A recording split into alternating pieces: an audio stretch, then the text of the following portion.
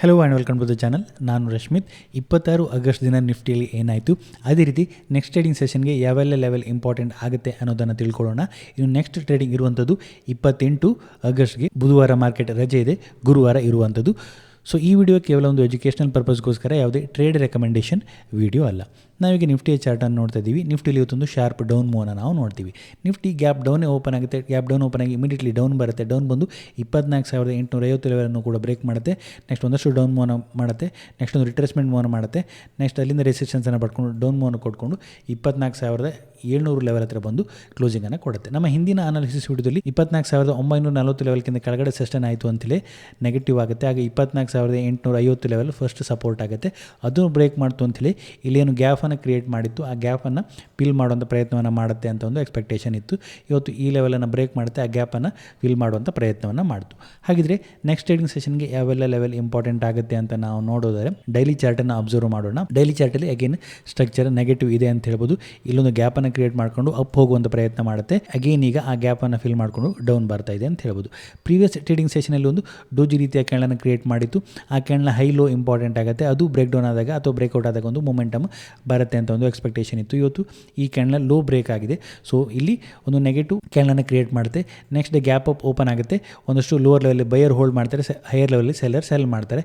ಇವತ್ತು ಓಪನ್ ಆದ ನಂತರ ಈ ಲೋನ ಬ್ರೇಕ್ ಮಾಡುತ್ತೆ. ಈ ಝೋನಲ್ಲಿ ಬಂದಂಥ ಬೈಯರ್ಗಳು ತನ್ನ ಕಂಟ್ರೋಲನ್ನು ಕಳ್ಕೊಳ್ತಾರೆ. ಪ್ರೈಸ್ ಡೌನ್ ಬರುತ್ತೆ ಅಂತ ಹೇಳ್ಬೋದು. ಈ ಸಪೋರ್ಟ್ ಬ್ರೇಕ್ ಆಗುತ್ತೆ, ಡೌನ್ ಬರುತ್ತೆ, ಈ ಗ್ಯಾಪನ್ನು ಫಿಲ್ ಮಾಡುವಂಥ ಪ್ರಯತ್ನ ಮಾಡುತ್ತೆ. ಸೊ ಹಾಗಾಗಿ ಇವತ್ತಿನ ಹೈ ಏನಾಗುತ್ತೆ, ಇದು ಒಂದು ಸ್ಟ್ರಾಂಗ್ ಆದ ರೆಸಿಸ್ಟೆನ್ಸ್ ಕ್ಯಾಂಡಲ್ ಆಗುತ್ತೆ. ಡೈಲಿ ಚಾರ್ಟಲ್ಲಿ ಇಲ್ಲೊಂದು ಸಪೋರ್ಟನ್ನು ಕೂಡ ಬ್ರೇಕ್ ಮಾಡೋದ್ರಿಂದ 24,900 ಝೋನನ್ನು ನಾವು ಹೈಯರ್ ಲೆವೆಲ್ಲಿ ವಾಚ್ ಮಾಡಬೇಕಾಗುತ್ತೆ. ಆ ಝೋನ್ ಬ್ರೇಕ್ ಆದರೆ ಮಾತ್ರ ಒಂದಷ್ಟು ಪಾಸಿಟಿವ್ ಮೊಮೆಂಟಮನ್ನು ನಾವು ನೋಡುವಂಥ ಪ್ರಯತ್ನವನ್ನು ಮಾಡ್ಬೋದು. ಸೊ ಅಪ್ ಹೋಗುತ್ತೆ, ಡೌನ್ ಬರುತ್ತೆ, ಒಂದು ಅಪ್ ಅಗೇನ್ ಬ್ರೇಕ್ ಡೌನ್ ಆಗುತ್ತೆ. ಸೊ ಹಾಗಾಗಿ ಈ ಝೋನ್ಗಿಂತ ಮೇಲಿನ ಸಸ್ಟೈನ್ ಆಯಿತು ಅಂತೇಳಿ ಡೈಲಿ ಚಾರ್ಟಲ್ಲಿ ಪಾಸಿಟಿವ್ ಮೊಮೆಂಟಮನ್ನು ನೋಡುವಂಥ ಸಾಧ್ಯತೆ ಇರುತ್ತೆ. ಸೊ 24,900 ಇಂಪಾರ್ಟೆಂಟ್ ಆಗುತ್ತೆ. 15 ಮಿನಿಟ್ ಚಾರ್ಟನ್ನು ನಾವು ಅಬ್ಸರ್ವ್ ಮಾಡೋದರೆ ಯಾವೆಲ್ಲ ಲೆವೆಲ್ ಇಂಪಾರ್ಟೆಂಟ್ ಆಗುತ್ತೆ ಅಂತ. ಸೊ ಇಮಿಡಿಯೇಟ್ಲಿ 24,850 ನಮಗೆ ಇಂಪಾರ್ಟೆಂಟ್ ಆದ ಲೆವೆಲ್ ಆಗುತ್ತೆ. ಸೊ ಈ ಝೋನಲ್ಲಿ ಇವತ್ತು ಒಂದು ರೆಸಿಸ್ಟೆನ್ಸ್ ಪಡ್ಕೊಂಡು 24,840 ಅಂತ ನಾವು ಟ್ರೀಟ್ ಮಾಡ್ಬೋದು. ಈ ಲೆವೆಲಿಂದ ಒಂದಷ್ಟು ರಿಜೆಕ್ಷನ್ ಫೇಸ್ ಮಾಡಿಕೊಂಡು ಡೌನ್ ಮೂವನ್ನು ಮಾಡಿರುವಂಥದ್ದು.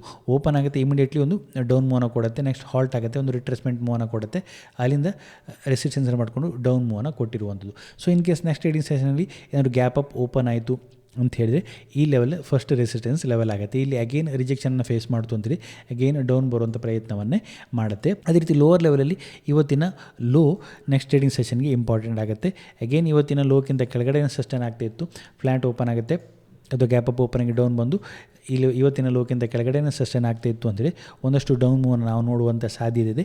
24,550 ಲೆವೆಲ್ ನಮ್ಮ ನೆಕ್ಸ್ಟ್ ಸಪೋರ್ಟ್ ಝೋನ್ ಆಗುತ್ತೆ. ಈ ಝೋನಲ್ಲಿ ಟಚ್ ಮಾಡುವಂಥ ಪ್ರಯತ್ನವನ್ನು ಮಾಡುತ್ತೆ ಇನ್ ಕೇಸ್ ಈ ಇವತ್ತಿನ ಟ್ರೇಡಿಂಗ್ ಸೆಷನ್ನ ಲೋವನ್ನು ಬ್ರೇಕ್ ಮಾಡ್ತು ಅಂತೇಳಿ.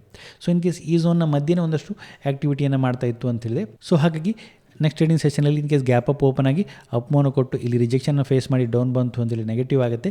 ಈ ಲೆವೆಲ್ನ ಕ್ರಾಸ್ ಮಾಡ್ತು ಅಂತೇಳಿದ್ರೆ ಪಾಸಿಟಿವ್ ಆಗುತ್ತೆ. ಅಥವಾ ಫ್ಲ್ಯಾಟ್ ಓಪನ್ ಆಗಿ ಅಥವಾ ಸ್ವಲ್ಪ ಗ್ಯಾಪ್ ಅಪ್ ಓಪನ್ ಆಗಿ ಡೌನ್ ಮೂವನ್ನು ಕೊಟ್ಕೊಂಡು ಇಲ್ಲಿ ಸಪೋರ್ಟನ್ನು ಪಡ್ಕೊಂಡು ಅಪ್ ಮೂವನ್ನ ಕೊಡುವಂಥ ಪ್ರಯತ್ನ ಮಾಡಿದರೆ ಸ್ವಲ್ಪ ಪಾಸಿಟಿವ್ ಆಗುತ್ತೆ. ಇಂಟ್ರಾಡೇಲಿ ಈ ಲೆವೆಲನ್ನು ಬ್ರೇಕ್ ಡೌನ್ ಮಾಡಿ ಸಸ್ಟೈನ್ ಆಯಿತು ಅಂತೇಳಿ ನೆಗೆಟಿವ್ ಆಗುತ್ತೆ.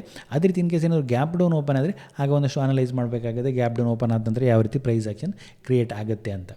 ಸೊ ಆ್ಯಸ್ ಆಫ್ ನೌ ಸ್ವಲ್ಪ ನೆಗೆಟಿವ್ ಸ್ಟ್ರಕ್ಚರ್ನ ಮಾಡಿಕೊಂಡು ಡೌನ್ ಬರ್ತಾ ಇದೆ ಅಂತ ಹೇಳ್ಬೋದು. ಸೊ ಓಪನ್ ಇಂಟ್ರೆಸ್ಟನ್ನು ಅಬ್ಸರ್ವ್ ಮಾಡೋದಾದರೆ ಸೊ 24,800 ಹೈಯೆಸ್ಟ್ ಕಾಲಲ್ಲಿ ರೈಟಿಂಗ್ ಇರುವಂಥದ್ದು. ಸೊ ಹಾಗಾಗಿ 830, 840 ಲೆವೆಲ್ಗಿಂತ ಮೇಲೇ ಸಸ್ಟೈನ್ ಆಗಬೇಕಾಗುತ್ತೆ. ನೆಕ್ಸ್ಟ್ ಒಂದು ಪಾಸಿಟಿವ್ ಮೊಮೆಂಟಮನ್ನು ಹೈಯರ್ ಲೆವೆಲಲ್ಲಿ ನೋಡಬೇಕು ಅಂತಿದೆ.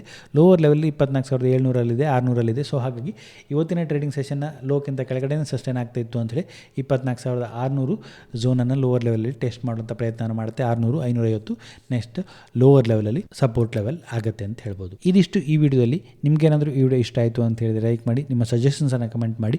ಇನ್ನು ಹೆಚ್ಚಿನ ವಿಡಿಯೋಗಳಿಗಾಗಿ ನಮ್ಮ ಯೂಟ್ಯೂಬ್ ಚಾನಲನ್ನು ಸಬ್ಸ್ಕ್ರೈಬ್ ಮಾಡ್ಕೊಳ್ಳಿ. Thank you.